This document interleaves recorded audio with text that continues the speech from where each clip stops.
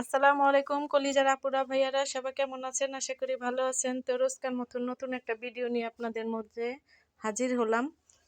তো আজকে রান্না করতেছি ডিম ভুনা। তো এখানে পেঁয়াজের পাতা আর পেঁয়াজ কষায় এখন আমি ডিমগুলো ছেড়ে দিলাম আর বানাবো বাগাইরা ভর্তা।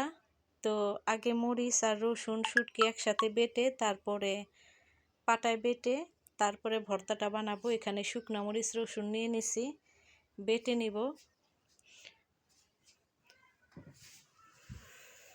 তো শুকনা মরিচগুলো প্রচুর ঝাল ছিল, আমার হাতগুলো আর কি বাটার পর জ্বলে যাইতেছে। তো এই যে সব কিছু বেটে নিছি, এখন আমি শুটকিগুলো বেটে নিতেছি। শুটকি বাটার পর এখানে আমি পেঁয়াজ বেটে নেব।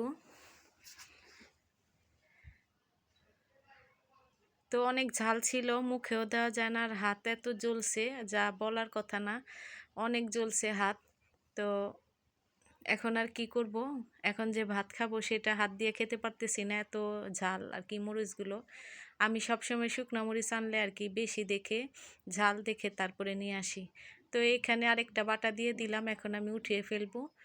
উঠায় নিয়ে তারপরে বাগার দিব তেলের মধ্যে। তো সবাই দেখতে থাকুন, ভালো লাগলে চ্যানেলটি সাবস্ক্রাইব করে দিবেন, পাশে থাকবেন। আমি আপনাদের বোন, চ্যানেলটি সাবস্ক্রাইব করে দিবেন, পুরো ওয়াচিং করে দেখবেন।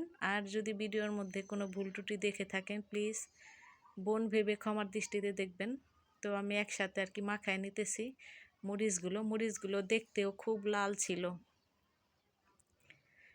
তো এই যে তেলের মধ্যে দিয়ে দিছি, এখন আমি শুকায় গেলে আর কি নামায় ফেলবো। তো একটু পানি দিছিলাম, সাথে অ্যাড করছিলাম। তো এই তো আমার রান্না বান্না শেষ। ডিম ভুনা করছি আর শুটকির ভর্তা, ডাল রান্না করছি, সেটা আর দেখাই নেই। সবাই ভালো থাকবেন, আমার ভিডিওটি দেখবেন পুরো ওয়াচিং করে। আর ভিডিওর মধ্যে কোনো লাইক কমেন্ট হয় না, প্লিজ সবাই লাইক করে দেখবেন। আল্লাহ হাফেজ।